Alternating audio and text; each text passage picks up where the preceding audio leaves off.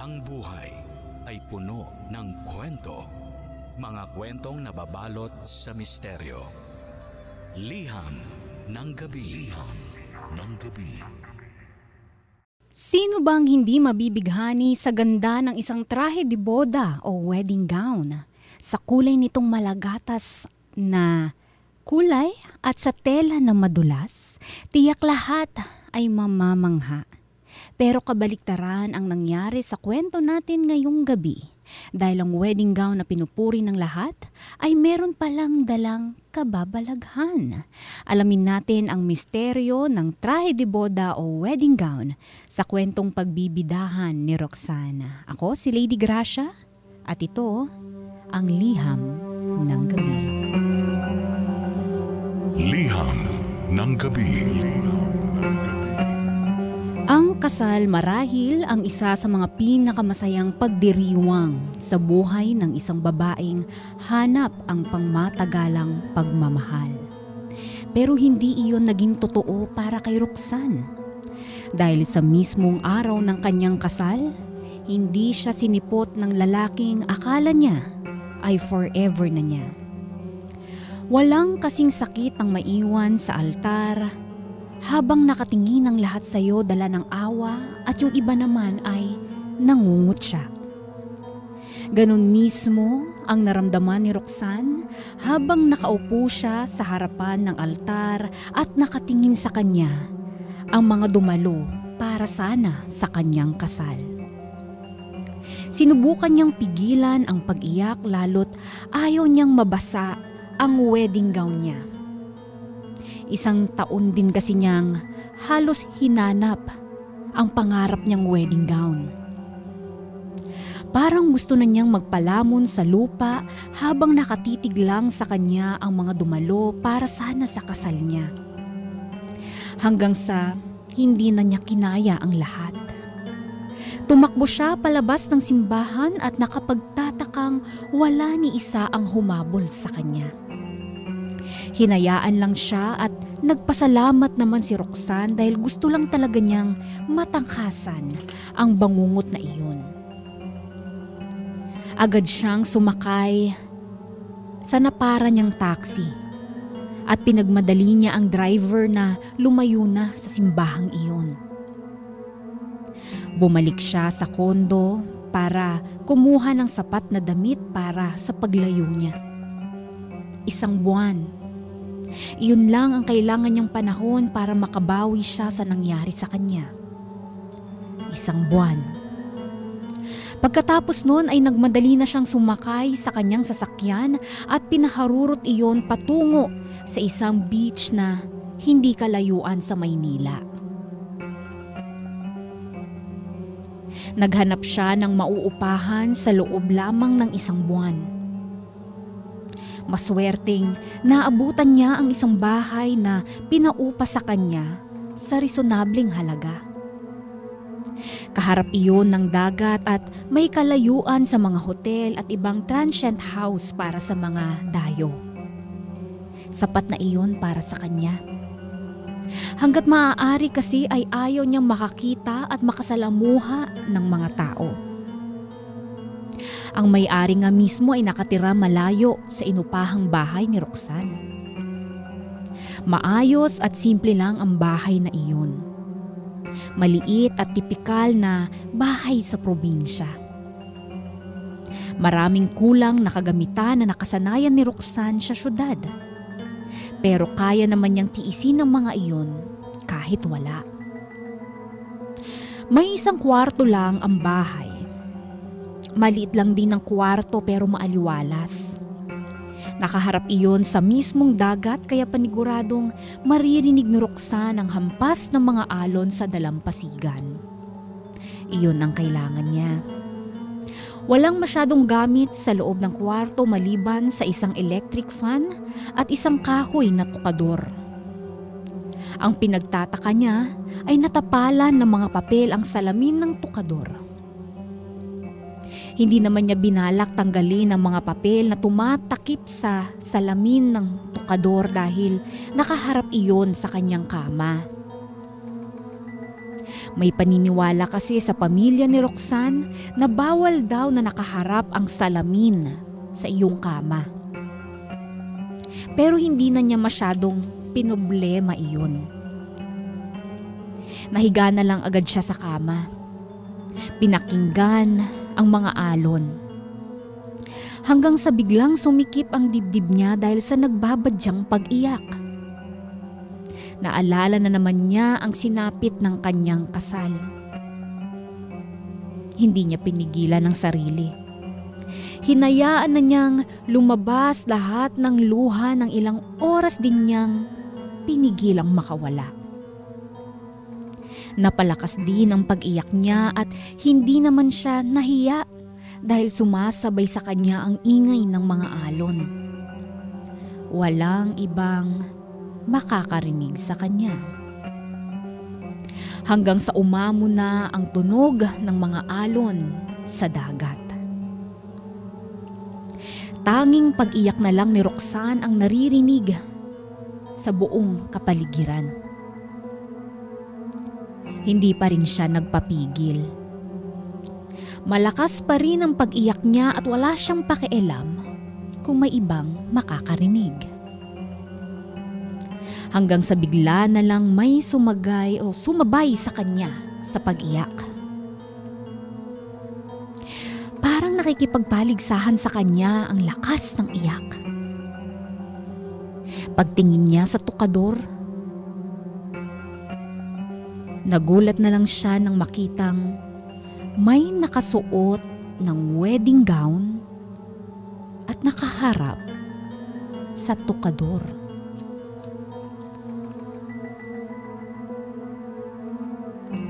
Napatigil si Roxanne sa pag-iyak. Pero hindi ang nakasuot ng wedding gown. Nilakasan pa ng naka-wedding gown ang pag-iyak nang huminto na si Roxanne. Napatalokbong na lang ng kumot si Roxanne dala ng takot. Patuloy pa rin sa pag-iyak ang naka-wedding gown at sinabayan pa ng mahinang tawa na nakapagdulot lalo ng kilabot kay Roxanne. Liham ng gabi. Walang nagawa ang pagkakatalukbong ni Roxanne para maibsan ang kanyang takot. Nagtuloy-tuloy ang pag-iyak ng naka-wedding gown. Panay ang silip ni Roxanne sa tukador. Nakaharap pa rin doon ang naka-wedding gown. Hindi man lang nito hinarap si Roxanne. Hindi halos nakatulog si Roxanne dahil binabantayan niya ang umiiyak na naka-wedding gown. Inaabangan niyang harapin siya nito kahit sa totoo lang ay punong-puno na ng takot si Roxanne. Alam niyang multo iyon at wala siyang balak ipagsabi sa iba dahil alam niyang walang maniniwala sa kanya. At saka umiiwas siyang makipag-usap sa mga kakilala niya. Paano niya maipapaliwanag kung sakali sa mga kakilala niya na may multong naka-wedding gown ang nagpaparamdam sa kanya? Baka isipin pa nilang nababaliw na siya dahil sa ginawang pag-iwan sa kanya ng fiancé niya. Kaya itinago na lang ni Roxanne ang nangyari. Huminto rin naman ang pag-iyak bago sumikat ang araw. Hindi mapakali si Roxanne. Hindi siya nagstay sa bahay ng kalahating araw. Nagliwaliw siya sa karagatan at kung saan-saan para lang matakasan ng takot na sumalubong sa kanya sa bahay na inupahan niya. Nang bumaba na ang araw, saka lang niya naisipang umuwi para iluto ang nabili niyang bangus sa palengke.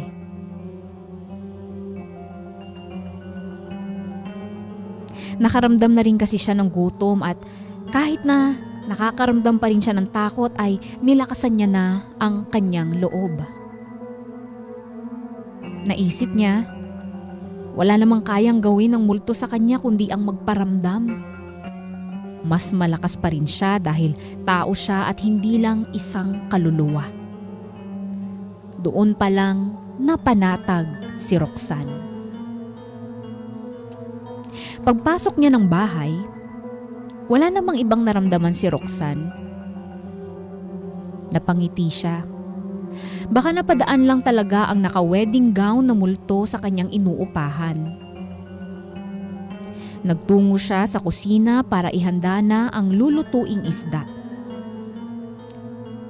Sinabay na rin niya ang pagluluto ng kanin at habang nagluluto siya ng ulam ay pumapapak siya ng lansones na bigay ng may-ari ng bahay.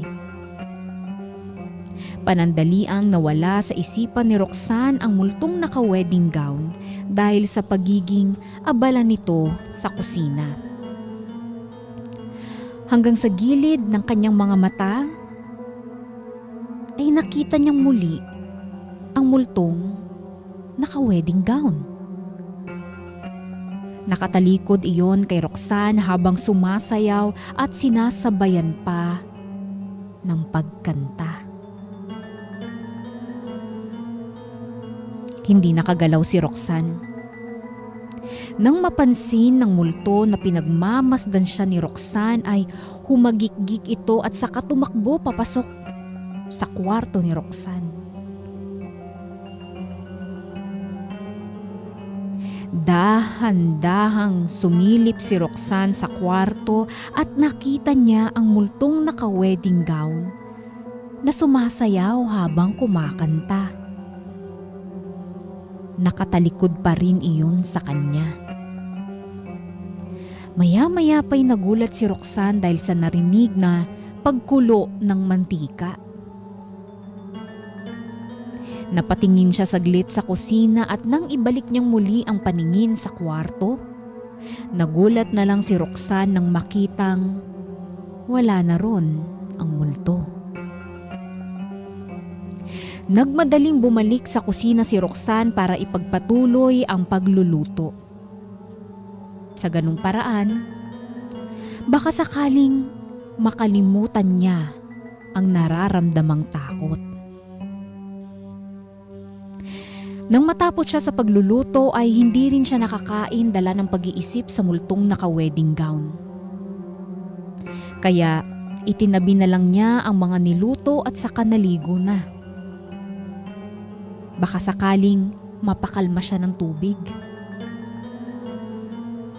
Pagkatapos maligo ay nag-alangan si Roxanne na pumasok sa kwarto. Pinakinggan niyang mabuti ang paligid. Mukhang wala namang magpaparamdam. Mukhang wala naman ang multong naka-wedding gown kaya nagpasya na siyang pumasok ng kwarto. Mabilis siyang nagbihis at saka nahiga sa kama. Hinahabol na niya ang antok bago ito mawala at mapunta sa pag-iisip sa multong naka-wedding gown. Tinalikuran niya ang tukador at nagtalukbong kahit naiinitan na siya.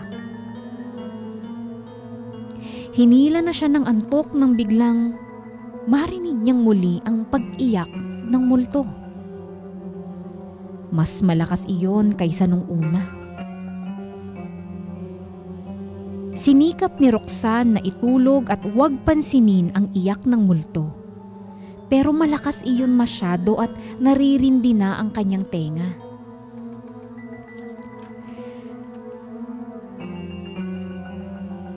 Tinanggal niya ang pagkakatalukbong ng kumot sa kanya. At laking gulat niya nang makitang katabi na niya sa kama ang multong naka-wedding gown. Pero nakatalikod pa rin ito sa kanya. Liham ng gabi. Akala ni Roxanne ay malalabanan pa niya ang takot. Akala niya ay masasanay na siya sa presensya ng multong naka-wedding gown pero hindi pala. Lalo't palala ng palala ang ginagawa ng multong iyon sa kanya. Patuloy pa rin ang pagsasayaw nito papasok sa loob ng kwarto ni Roxanne. Kinikilabutan lalo si Roxanne sa mga kinakanta ng multo. Pagkatapos nun ay biglang makakarinig si Roxanne ng pagbabasag ng salamin. Agad naman niya iyong pupuntahan sa kwarto pero wala namang nabasag na kahit na ano. Nakatakip pa rin na ang salamin ng tukador ng mga papel. May mga gabi rin na nagigising na lang si Roxanne dahil sa sigaw ng multo. Sigaw na akala mo ay may ginagawang hindi maganda sa kanya. Pagkatapos noon ay biglang tatakbo palabas ng kwarto ang multo habang tumatawa.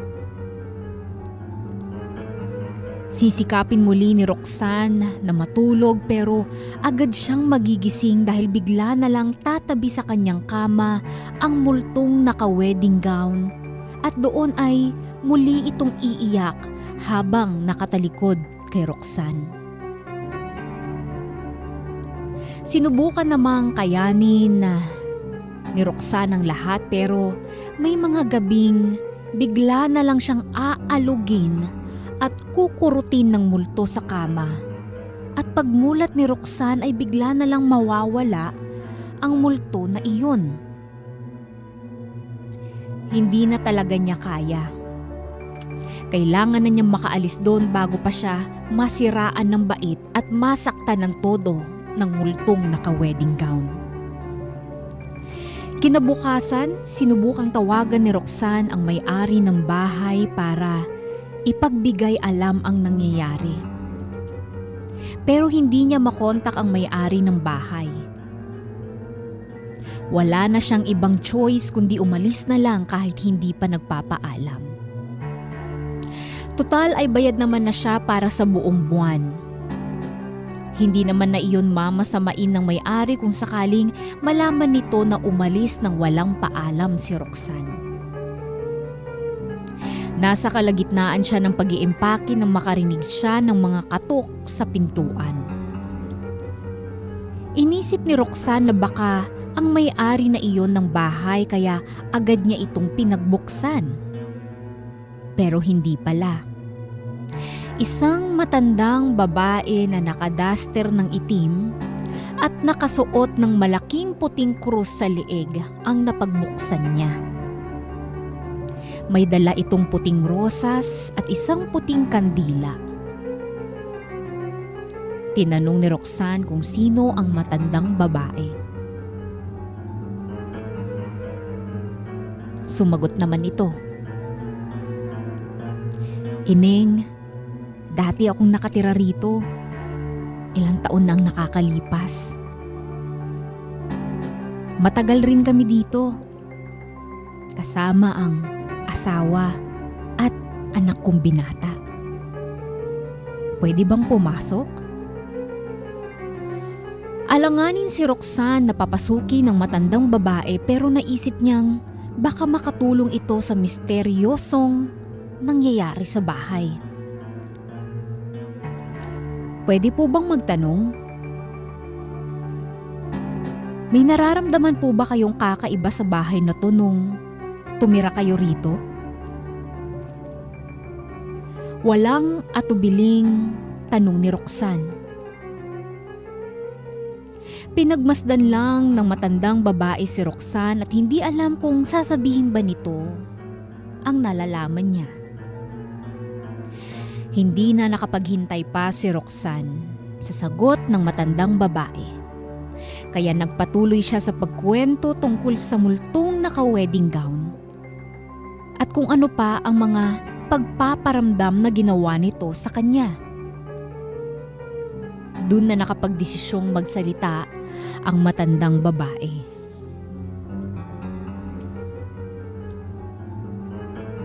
Pwede mo ba akong ihatid sa kwarto mo?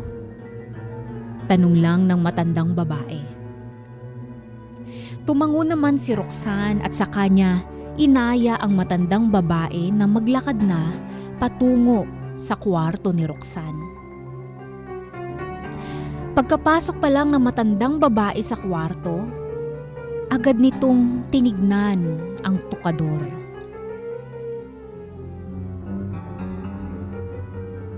Ining, mabuti at hindi mo tinanggal ang pagkakatapal ng mga papel sa salamin ng tukador. Ani ng matandang babae. Nakaharap po kasi sa kama yung salamin ng tukador. May pamahiin kami na bawal iyon. Parehas lang po ba tayo? Kaya ba tinapalan ng mga papel ang salamin nitong tukador? Tanong ni Roxanne. Umiling lang ang matandang babae at saka hinawakan ng mga papel na nakatapal sa salamin.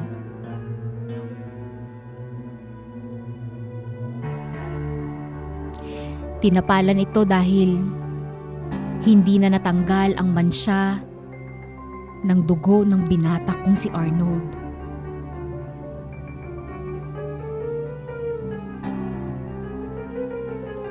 Kinalibutan si Roxanne sa sinabi ng matandang babae, dahilan para hindi ito makaimik agad.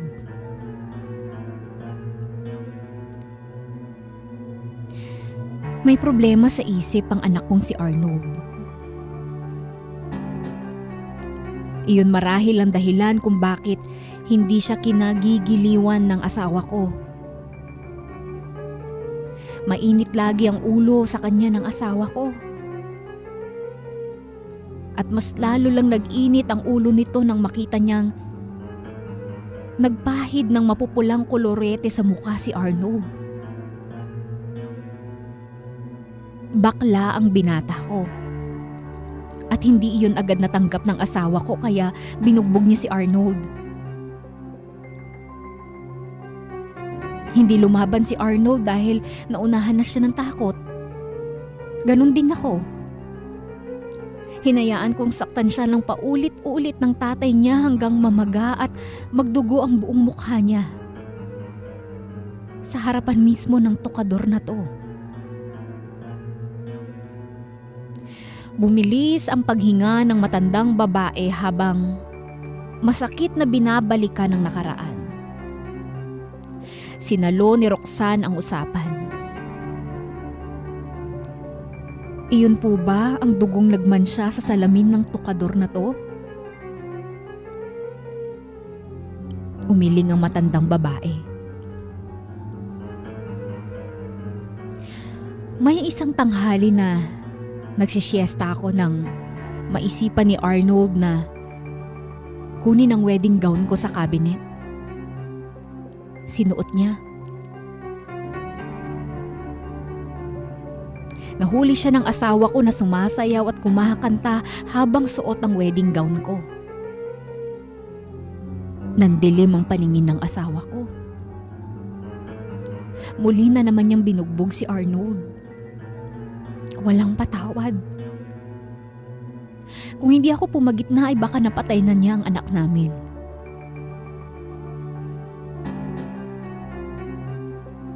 Napaiyak ang matandang babae habang pilit na binabalikan ang nangyari sa kanyang anak.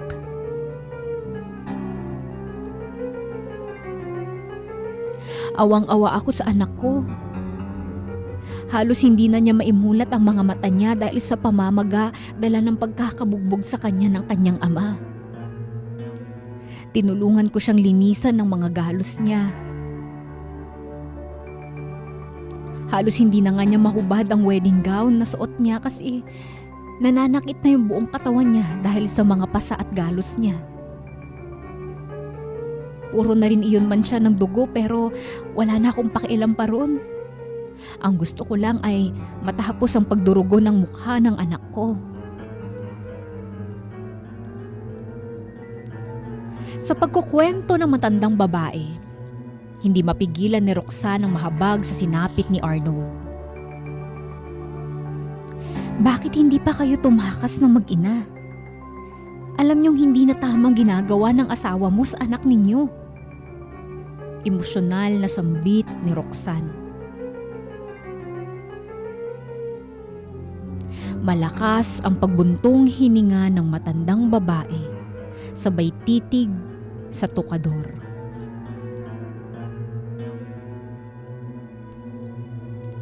Nagplano na akong itakas si Arnold kinabukasan. Sinakto kong papalaot ang asawa ko para hindi niya kami maabutan. Kaya lang, huli na. Halos hindi na makahinga ng maayos ang matandang babae dahil sa pag-iyak nito. Ano pong nangyari? Tanong ni Roxanne habang hawak nito ang kamay ng matandang babae. Umalis ako ng bahay sandali para umutang ng pera sa kapatid ko para magamit namin sa pagtakas. Iniwan ko mag-isa si Arnold dito sa bahay. Pagbalik ko, nakita ko na lang siya na nakaupo sa harapan ng tukador na to. Suot ang wedding gown ko at puro las ng kutsilyo ang mukha at pulso niya. Ang mga dugo niya, kumalat sa salamin na to. Muling hinawakan ng matandang babae ang nakatakip na salamin ng tukador. Kinuha iyon na pagkakataon ni Roxanne para magtanong.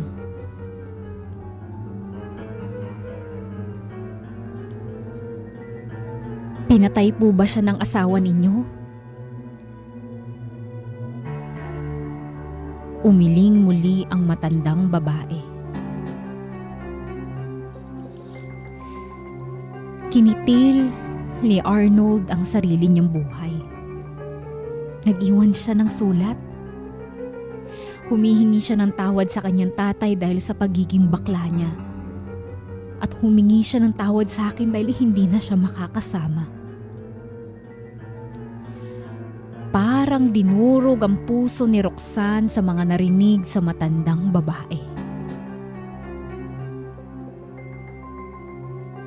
Nalaman ni Roxanne na ang araw na iyon ay ang anibersaryo ng pagkamatay ni Arnold. At taon-taon ay pumupunta roon ng matandang babae para mag-alay ng dasal at pulang rosas. Mahilig daw kasi sa pulang rosas. Pulang rosas si Arnold. Kaya nakahiligan nito ang kulay pulang kolorete, maski na ang dugo.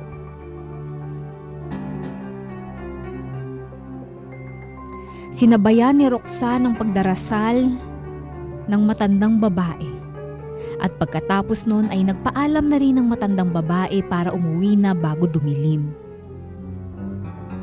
Nang maiwang mag-isa si Roxanne, parang nakaramdam siya na may pumipigil sa kanya na wag nang umalis. Pero nilakasan niya ang kanyang loob. Hindi na siya pwedeng mamalagi sa bahay na iyon lalo't alam na niya ang nangyayari. Bitbit ang kanyang maleta, akma na sana siyang lalabas ng bahay nang marinig niya ang pag-iyak sa kwarto.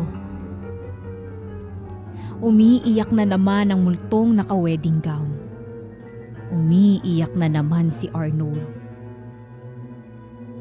Sa pagkakataong iyon, hindi natakot ang naramdaman ni Roxanne kundi awa. Binaba niya ang kanyang maleta para puntahan ang kwarto. At doon, tulad ng kanyang inaasahan, nakita niyang muli si Arnold habang suot ang wedding gown ng kanyang nanay. Nakaharap muli sa tukador. Napatitig lang sa kanya si Roxanne. Nakaramdam siyang muli ng kilabot nang biglang mag-angat ng paningin si Arnold at tumitig sa kanya. Doon tumambad ang mukha nito na puro laslas mula sa kutsilyo at saka nagsalita.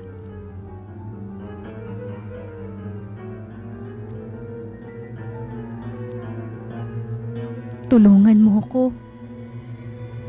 Pinatay ako ng nanay ko. Liham ng gabi.